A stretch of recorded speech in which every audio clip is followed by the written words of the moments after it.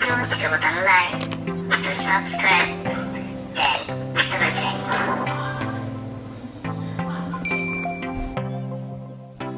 Hello kan, hari ni awak ada satu projek.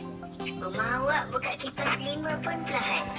Dengan memodalkan RM6 saja, kipas anda menjadi laju. Murah tak murah? Layan! Sebelum buat terangkan lebih jauh tentang projek ini, kita tahu dulu tentang komponen dan peralatan yang diperlukan seperti kapasitor, tip hitam dan pelayar atau screwdriver jika diperlukan. Oops, awak nak share sikit tips pemilihan kapasitor. Kapasitor diukur menggunakan unit piawai UF. Untuk kipas siling, biasanya kita menggunakan 1.7 hingga 2.5 UF. Manakala untuk table fan, kita menggunakan 1.0 hingga 1.5 UF. Contohnya, awak tukar kapasitor kipas siling kepada 3.0 UF. Memang laju kipas tu. Namun, lama kelamaan pointang dalam motor akan panas dan kemudian putus. Berkemungkinan juga kabel belitan motor winding coil yang dibuat daripada aluminium akan putus. Hal ini akan memendekkan lifetime kipas ini.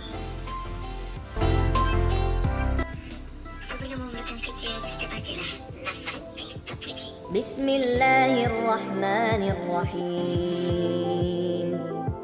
Anggarkan kapasitor lama.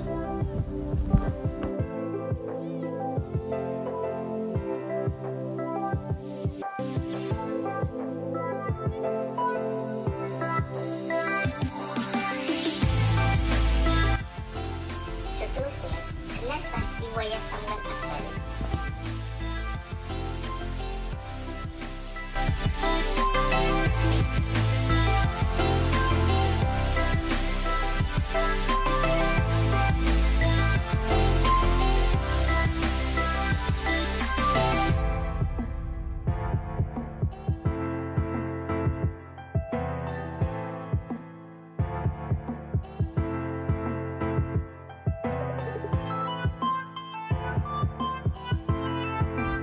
Yang keempat, sambung kapasitor baru dengan wayar asal.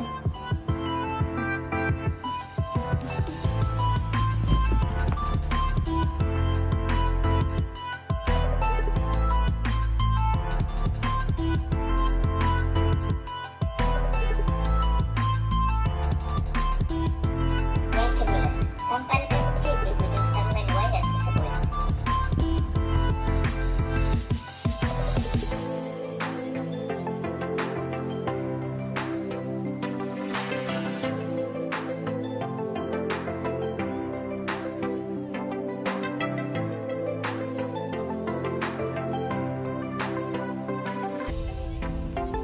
Yang terakhir, pasang semula penutup kipas.